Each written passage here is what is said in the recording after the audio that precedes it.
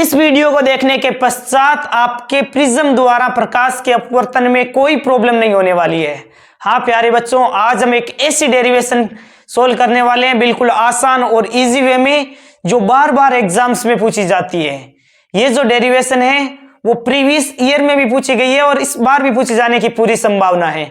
तो आपको वीडियो को शुरू से लेकर लास्ट तक देखना है, अपने दोस्तों में शेयर करना है, चैनल को सब्सक्राइब जरूर करना है और टेलीग्राम चैनल है धर्माराम फिजिक्स, उसे भी जरूर से ज्वाइन कर लीजिए। वहां पर आपको एमसीक्यू क्वेश्चन की प्रैक्टिस करवाई जाती है।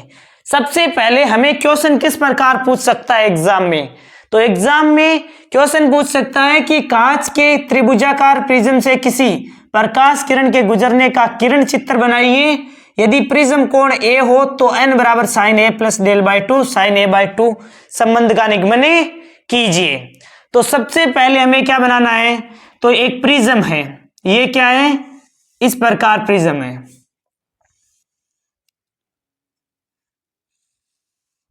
इस प्रिज्म पर प्रकाश की किरण आपतित होती है ए बी या फिर PQ भी आप नाम दे सकते हो। इस प्रकार जैसे PQ प्रकाश की किरण आपतित होती है। अब क्या करना है आपको, यहां पर एक अभिलंब ड्रॉ करना है। अभिलंब यानी ये जो रेखा ना, इसके इस प्रकार एक अभिलंब ड्रॉ कर दूं। अब देखो, प्रकाश की किरण विरल माध्यम से वायु से कांच में प्रवेश करेगी, तो विरल से सघन में प्रवेश करती है तो क्या होता है, अभिलंब की ओर झुक जाती है। यानी कि ये इस प्रकार नहीं गुजरती है, यहां पर आगे गुजरती हुई प्रतीत होती है, ये अभिलंब की ओर झुके जाती है इस प्रकार। अब देखो, जैसे ही ये सघन से विरल में जाएगी, यानी कि कांच से वायु में पुनः जाएगी, तो क्या होगा, तो अभिलंब से दूर हटेगी। यानी कि इस रेखा पर भी आपको ये n1 है नॉर्मल जो अभिलंब है, वो इसका अभिलंब खींच दो इस प्रकार, ये लो, ये हमने इसका अभिलंब खींच दिया है। अब ये सघन से विरल में जाएगी तो क्या होगा, अभिलंब से दूर हटेगी। अभिलंब से दूर किस प्रकार हटेगी, तो जैसे अभिलंब की ओर झुकती तो इधर झुक जाती, लेकिन दूर हटेगी इसका मतलब है ये कुछ इस प्रकार गुजर जाएगी। अब देखो, ये क्या है, आपतित किरण, ये क्या है, अभिलंब। आपतित किरण और अभिलंब है, इनके मध्य बनाया गया कोण क्या होता है, तो कोण आई। आपतित किरण अभिलंब के मध्य बनाया गया कोण है। क्लियर है। ये कौन सी किरण है, तो ये है अपवर्तित किरण है। अपवर्तित किरण और ये अभिलंब के मध्य बनाया गया कोण हो गया अपवर्तन कोण R1। ये भी अपवर्तित किरण है, अभिलंब के मध्य बनाया गया कोण हो गया कोण R2। अब इस रेखा को जब आप पीछे बढ़ाओगे तो ये यहां पर प्रतिच्छेद करेगी इस प्रकार, डॉट डॉट डॉट से प्रदर्शित कर सकते हो। तो यहां पर जो कोण बन रहा है ना, यहां पर ये होता है विचलन कोण, डेल बोलते हैं। इस वाले पॉइंट पर जो कोण बन रहा है इसे बोलते हैं विचलन कोण। ये जो प्रकाश की किरण है इसे कहते हैं निर्गत किरण, नाम दे सकते हो PQ, R और S। RS क्या है, निर्गत किरण। तो ये अभिलंब और निर्गत किरण है, इसके मध्य बनाया गया कोण क्या होता है, तो निर्गत कोण E। सबका हमने नामकरण कर दिया है। अब बताओ, यदि ये I है तो ये पूरा का पूरा कोण कितना होगा, तो ये देखो शीर्षा भूमि कोण है, ये I है तो ये भी I है पूरा, तो इतना R है तो I माइनस R1 हो जाएगा ये कोण। समझ में आया।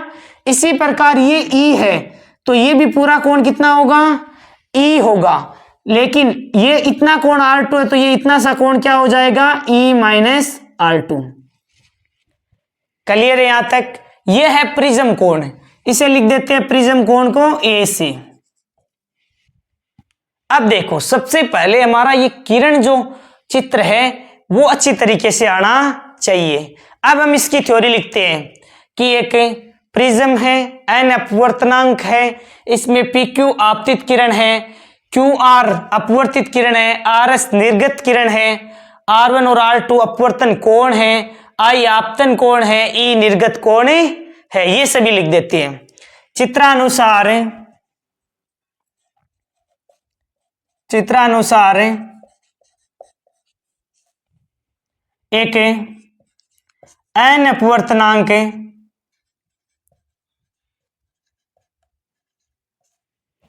वाला प्रिज्म है जिसमें PQ आपतित किरण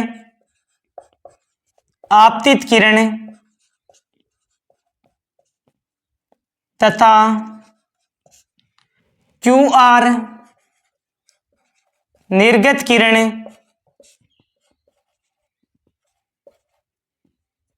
QR है वो अपवर्तित किरण है, QR निर्गत किरण नहीं है, RS निर्गत किरण है।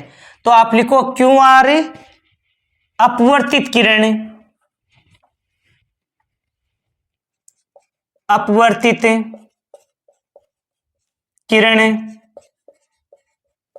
तथा RS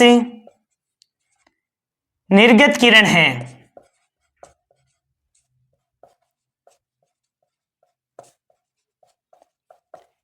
कोण I क्या है? तो कोण I है आपतन कोण। कोण I क्या है? आपतन कोण। और कोण R1 और R2 क्या है? तो ये है अपवर्तन कोण। कोण R1 और कोण R2 क्या है? अपवर्तन कोण। ये है अपवर्तन कोण। यहीं पर कोण E क्या है? कोण E है निर्गत कोण। कोण E है निर्गत कोण। निर्गत कोण। यहां तक क्लियर हुआ सबको? अब सबसे पहले आपको एक चतुर्भुज लेना है। कौन सा चतुर्भुज लेना है? तो ये चतुर्भुज है ना, देखो A, यहां पर Q है तो Q, E जो R, और इसको नाम दे दो एक T। तो सबसे पहले चतुर्भुज लेते हैं A, Q, T और R। तो चतुर्भुज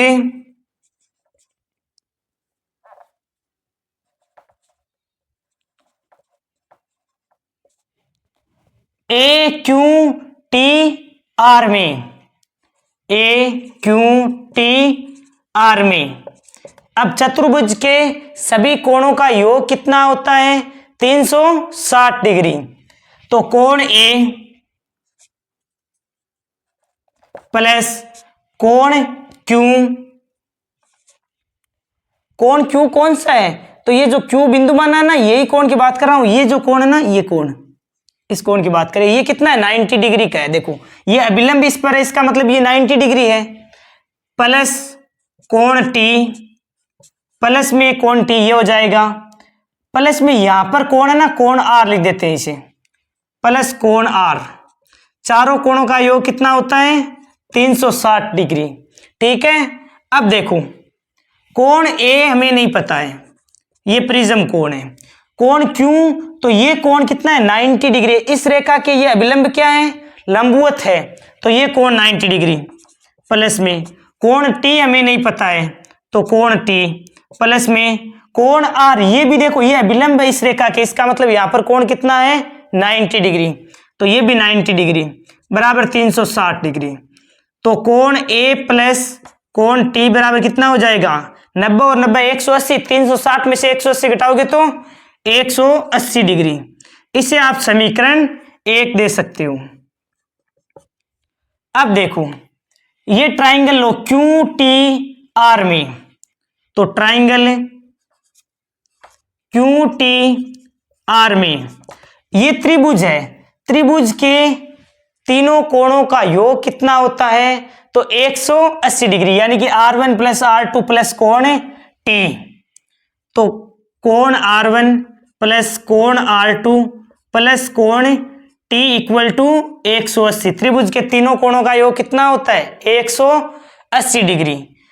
इसे समीकरण दे दो 2। अब समीकरण 1 और 2 की तुलना करने पर, समीकरण 1 व 2 की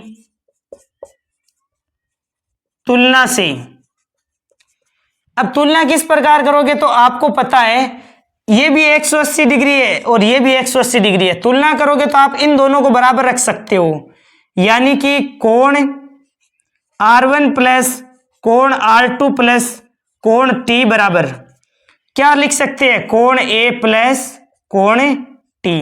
क्यों लिख सकते हैं, इसका मान 180 डिग्री है, इसका मान भी 180 डिग्री है, तो दोनों को इक्वल रख दिया।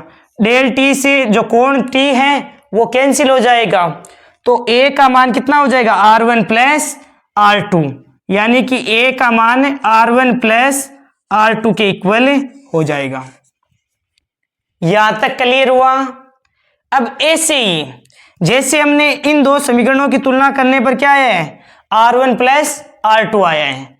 अब ध्यान देना, अब हम एक ट्रायंगल लेते हैं ये वाला, यहां पर बहिष्कोण है डेल, इस बहिष्कोण का मान क्या होगा, इंटरनल अपोजिट एंगल के योग के बराबर होगा। तो यहां पर मान नाम दे दो, जैसे यहां पर बी दे देता हूं, तो ट्रायंगल बी क्यू आर में,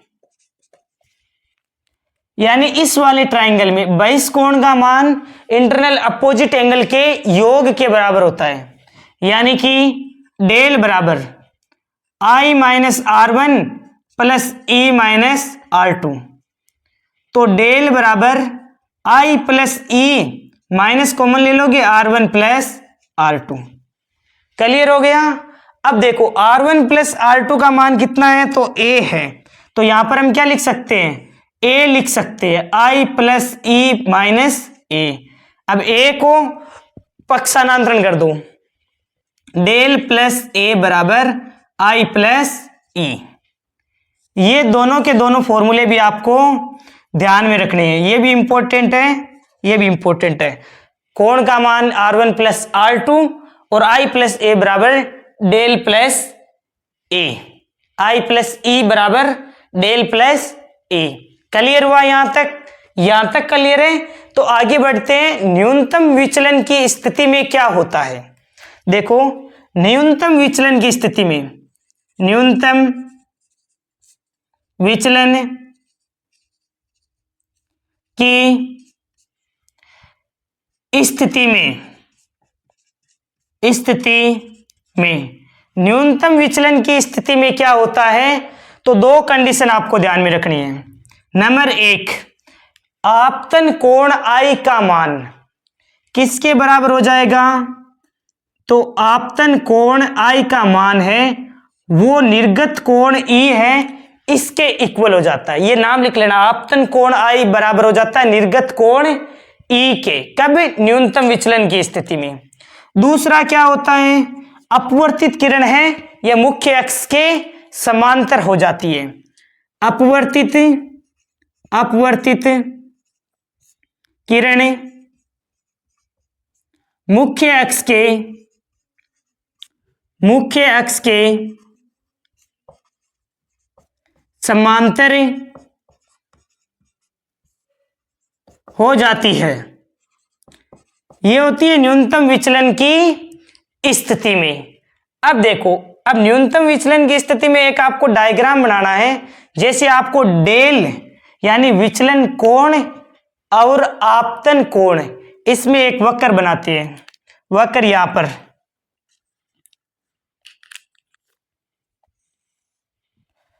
सबसे पहले ये क्या है, तो डेल है विचलन कोण, यह आपतन कोण।